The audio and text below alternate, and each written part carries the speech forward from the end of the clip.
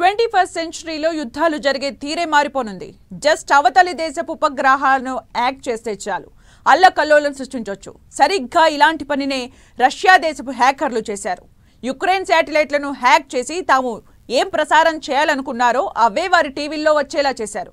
దీంతో ఇక water, land, sky కాదు శాటిలైట్ల వారికి తెరలేచిందనే అంచనాలు మొదలయ్యాయి.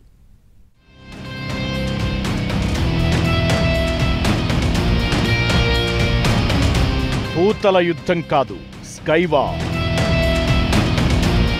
ఆకాశంలో శాటిలైట్లను హ్యాక్ చేయడమే లక్ష్యంగా యుద్ధాలు. స్కైవార్లో పోటీ పడుతున్న చైనా, అమెరికా, రష్యా.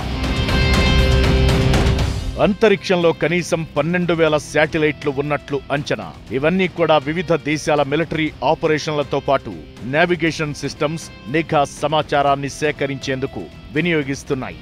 అలానే ఆర్థిక రంగంలోని రవాణా సాధనాల కదలికలను కూడా ఈ ఉపగ్రహాల ద్వారా వినియోగిస్తున్నారు. ఈ తరుణంలో రష్యా హ్యాకర్లు చేసిన ఓ పని భవిష్యత్తులో యుద్ధాలు జరిగే తీరుకి ఉదాహరణగా నిలిచింది. రష్యా ఆర్మీ విక్టరీ పరేడ్ ని యుక్రెయిన్లో ప్రసారం చేశారు ఈ హ్యాకర్లు. ఇది యుక్రెయిన్ వాసులను బెదిరించే విధంగా ఎమోషనల్ బ్లాక్మెయిల్ కోసమే ఇలా చేసినట్టు చెబుతున్నారు. అంతేకాదు 21వ శతాబ్దంలో భూమి, నీరు, ఆకాశం మాత్రమే కాదు, ఇలా ఉపగ్రహాలతో కూడా యుద్ధం జరుగుతుందని తెలియజెప్పింది. ఒక్క బుల్లెట్ కూడా పేల్చకుండా శాటిలైట్లను హ్యాక్ చేయడం ద్వారా ప్రత్యర్థి దేశాల్లో వణుకు పుట్టించడం సాధ్యపడుతుంది. దీనికంతా కూడా శాటిలైట్ సెక్యూరిటీ సాఫ్ట్వేర్ ని లక్ష్యంగా చేసుకుంటే చాలు. హ్యాక్ చేయలేకపోయినా భూమి నుంచి శాటిలైట్ కి, శాటిలైట్ నుంచి భూమికి మధ్య సంకేతాలను అడ్డుకున్నా చాలు తీవ్రమైన నష్టం వాటిల్లుతుంది.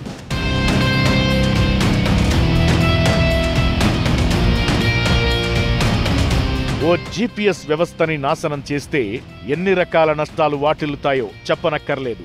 విమానాలు దారి తప్పుతాయి, డెలివరీ సిస్టమ్ బ్రేక్ పడుతుంది, రాడార్లు పనిచేయడం మానేస్తాయి. ప్రత్యర్థి దేశాల ఆర్థిక వ్యవస్థలను కూడా ధ్వంసం చేసే టెక్నాలజీని ఇప్పుడు ఈ స్కైవార్ తీసుకొస్తోంది.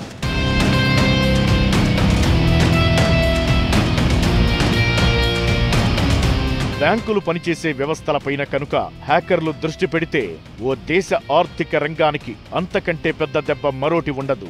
2022లో రష్యా యుక్రెయిన్పై ఆక్రమణకి పాల్పడ్డ సమయంలో వయాసాట్ అనే అమెరికన్ మేడ్ శాటిలైట్ ని రష్యా హ్యాక్ చేసి మాల్వేర్ ని ప్రవేశపెట్టింది. దీంతో యుక్రెయిన్ సహా యూరోప్లోని అనేక వేల మోడెంలు పనిచేయడం మానేశాయి.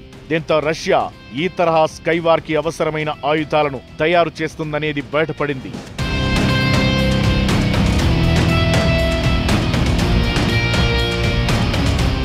అసలు భూ పరిధిలో తిరిగే ప్రతి లో ఎర్త్ శాటిలైట్ ని వర్చువల్ గా హ్యాక్ చేయగల న్యూక్లియర్ స్పేస్ బేస్డ్ వెపన్ ని డెవలప్ చేస్తోందని తెలిసింది.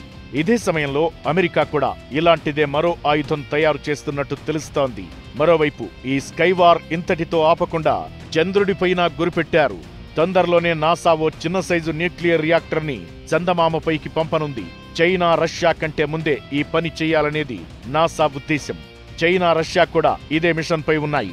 భూమిపై ఉన్న ఖనిజాలు, ఇతర శక్తి వనరుల కోసమే ఈ పోటీ కాగా ఇందుకోసం ఈ 3 దేశాలు ప్రత్యేకంగా స్పేస్ ఫోర్స్ కూడా ఏర్పాటు చేసుకుంటున్నాయి. కోల్డ్ వార్ సమయం నుంచి అమెరికా ఇలా అంతరిక్ష యుద్ధంలో ముందుండగా దాన్ని ఢీకొట్టేందుకు రష్యా ప్రయత్నిస్తోంది.